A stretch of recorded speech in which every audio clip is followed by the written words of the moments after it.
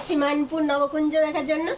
যারা বাবা রেডি হয়ে গেছি, আর নিচে শ্রেয়ামা আর ঠাকুমা সবাই রেডি হয়ে গেছে। আর ছোট দিদি যাবে কি জানি। ও আচ্ছা, তো আমরা এই কজনেই যাচ্ছি। তো চলুন, মেলাতে দেখা হচ্ছে। মানপুর ঢোকার 2 কিলোমিটার আগে থেকে রাস্তায় লাইট দেওয়া আছে, যাতে দর্শকদের কোনো অসুবিধা না হয়। এখন আমরা মেলায় না ঢুকে প্রথমে দণ্ডি বাবার বাড়ি যাব, তারপরে মেলা আসব। আসলে দণ্ডি বাবা হলো জারার পিসে মশাই।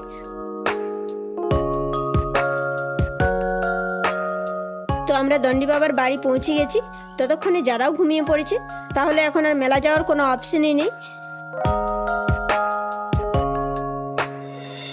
যারাকে ওর দিদা কোলে নিয়ে বিছানায় শুইয়ে দেয়। বিছানাতে আগে থেকেই 2টা পুচকে শুয়েছিল, তাদের সঙ্গে যারাকেও ঘুম পাড়িয়ে দেওয়া হয়। এই পুচকে দুটোই হলো যারার ভাইপো, অর্থাৎ দণ্ডি বাবার নাতি সাহেব।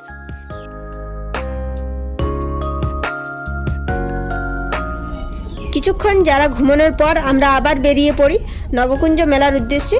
এখন বাজছে রাত্রি 9:30, তবু মেলা দেখতে যাওয়ার ভিড় কমেনি। আমরা গাড়ি পার্ক করে নেমে দেখি মোটরসাইকেল কানায় কানায় পূর্ণ। তবে এখানে গাড়ি রাখার জন্য কোনো টাকা লাগে না। গাড়ির ভিড় দেখে অনুমান করাই যাচ্ছে মেলায় মানুষের ভিড় কেমন হতে পারে। তাই আর দেরি না করে ফাইনালি মেলায় পৌঁছে যাই। পৌঁছে দেখি তখনও ভাগবত পাঠ চলছে, আর শোনার জন্য যে দর্শক তা বলার ভাষা নেই। আপনারা নিজের চোখেই দেখে নিন।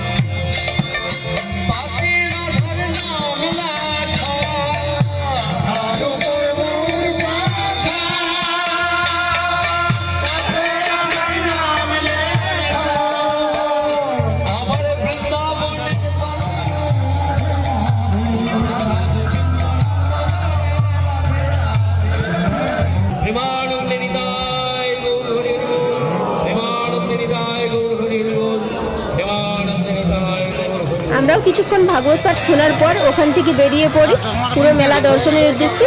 এদিকেও ভিড়ের কমতি নেই, প্রতিটি কুঞ্জে মানুষের ভিড়ের ঠাসাঠাসি।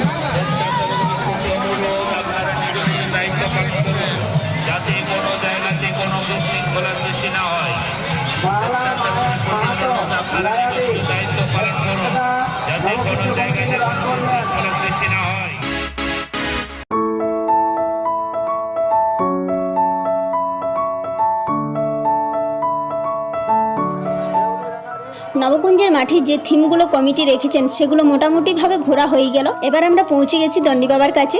ওখানে দেখি দণ্ডি বাবাকে প্রণাম করার জন্য প্রচুর ভিড়। ভিড়ের মধ্যেই আমরাও সবাই একে একে প্রণাম সেরে নিই।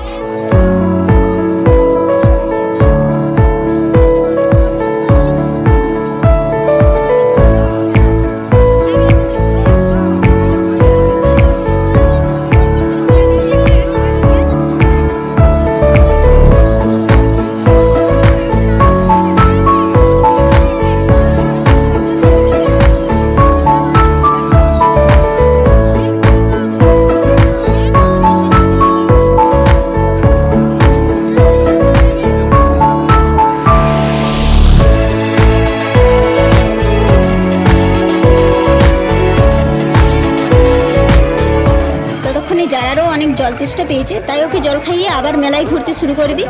শ্রেয়া তো কিছুতেই দিদাকে ছাড়তে চায় না, ও সবসময় দিদার কোলে। মেলায় ঘুরে ওরও খুব জল তেষ্টা পেয়েছে, তাই ও জল হাতে নিয়ে একা একা জল খেতে শুরু করে দেয়। মেলা যত ঘুরতে থাকি তত আত্মীয়দের সঙ্গে দেখা হতে থাকে, এই জন্য মেলার অপর নাম মিলন। এখানেও একটি খুব সুন্দর থিম আছে, জগায় মাথায় উদ্ধার। তার সঙ্গে আছে কপালে তিলক দেওয়ার ব্যবস্থা। তারই ভিড় জমেছে এখানে, তাই আমরাও সবাই একে একে কপালে চন্দনের তিলক নিয়ে নিই। কপালে চন্দনের তিলক নিয়ে আমাদের কেমন লাগছে তা অবশ্যই কমেন্ট করে জানাবেন।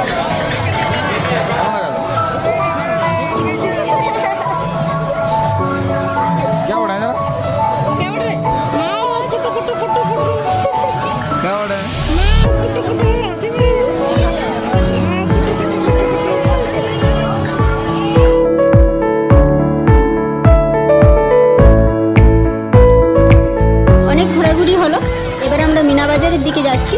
এদিকেও ভিড়ের কমতি নেই।